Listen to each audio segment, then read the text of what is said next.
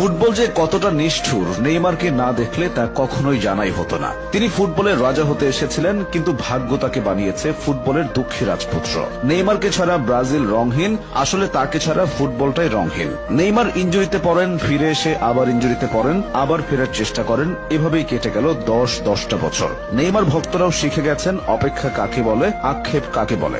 Injury মুক্ত Neymar প্রতিপক্ষকে কি করতে পারেন তা সবারই জানা, কিন্তু প্রমাণের সুযোগই তো পান না। 2014 সাল ব্রাজিলের ঘরের মাঠে বিশ্বকাপ, হেক্সা জয়ের স্বপ্নে বিভোর ব্রাজিলের ভক্ত সমর্থকেরা। তাদের স্বপ্নের সারথি নেইমার, সব ঠিকঠাকই যাচ্ছিল। কোয়ার্টার ফাইনালে কলম্বিয়ার মুখোমুখি হয় ব্রাজিল। ম্যাচ জিতে সেমিফাইনাল নিশ্চিত করে সেলেসাওরা। তবে অন্ধকার অনিশ্চয়তায় চলে যায় তাদের যুবরাজ নেইমারের ভবিষ্যৎ। ম্যাচ জয়ে সেদিন আনন্দ উল্লাস হয়নি, বরং বিষাদের বর্ষণে ভিজেছিল সমর্থকেরা। কলম্বিয়ান খেলোয়াড়ের করা এক অপ্রয়োজনীয় ট্যাকেলে শত কোটি সমর্থকদের হৃদয়ে রক্তক্ষরণ ঘটিয়ে স্ট্রেচারে করে মাঠ ছাড়েন নেইমার। মেরুদণ্ডে বড়সড় ক্ষতি হয়। তারপর থেকে বারে বারে ইনজুরিতে পড়েছেন, হারিয়েছেন স্বাভাবিক ছন্দ, জুটেছে অভিনেতা তকমা। রাজপুত্র থেকে রাজা হওয়া হলো না। নেইমার সম্ভবত বিশ্বের একমাত্র ফুটবলার যিনি কিনা টানা 3টা বিশ্বকাপ ইনজুরি নিয়ে খেলেছেন। 2014 বিশ্বকাপের ভয়াবহতা ভুলে 2018 সালের বিশ্বকাপে এসে আবারও দুঃসংবাদ পান নেইমার। এই বিশ্বকাপে তিনি পুরোপুরি ফিট ছিলেন না। তার উপর প্রতিপক্ষ খেলোয়াড়ের ট্যাকেলের পর বারবার মাঠে ড্রাইভ দেওয়া নিয়েও